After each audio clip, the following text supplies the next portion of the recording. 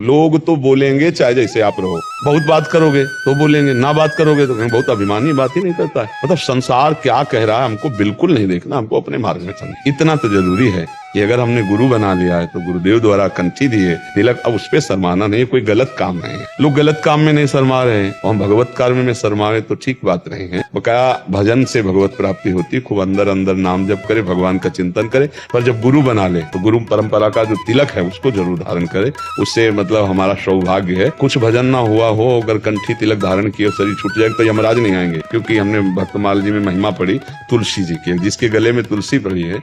अच्छा, माला जप रहा है तो नाम तो जपेगा ही, कुछ ना कुछ तो जपेगा भगवान का नाम, और उसके रजिस्टर में नाम जमा हो रहा है। एक नाम के बराबर है पूरा त्रिभुवन में 400 नाम। तो हम फिर निरंतर क्यों जपे? निरंतर इसलिए कि पता नहीं कौन सी आखिरी श्वास हो हमारी, उसी श्वास में हमारा राम कृष्ण हरि राधा जो नाम है वो नाम निकला तो तत्काल भगवत प्राप्ति हो जाएगी। इस लोभ से हमें निरंतर नाम जपना है। मन उदास हो जाता है इस बात को लेकर। ऐसे सोचते सोचते कभी कुछ ऐसे हमारे साथ कई घटनाएं हो गई परिवार में। जैसे मेरा भतीजा है, चला गया। मेरा बेटा जो है बोलता नहीं है। पहला, इसका नाम मृत्यु लोक है। यहाँ जो भी आया है ठीक राइट समय जाएगा। वो गर्भ का भी राइट समय हो सकता है, बाल्यावस्था का भी हो सकता है, यौवन अवस्था का भी हो सकता है।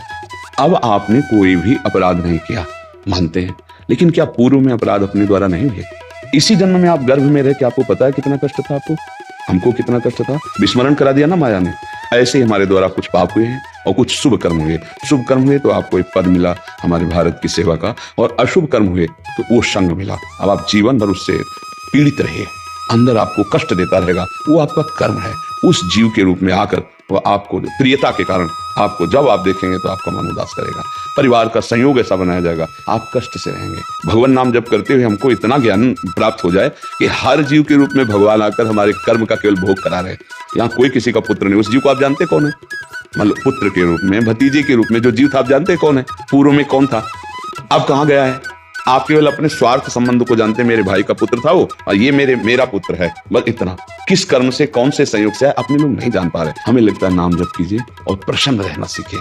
हर स्थिति में प्रसन्न, हमारे ही किसी कर्म का फल है, किसी और का नहीं।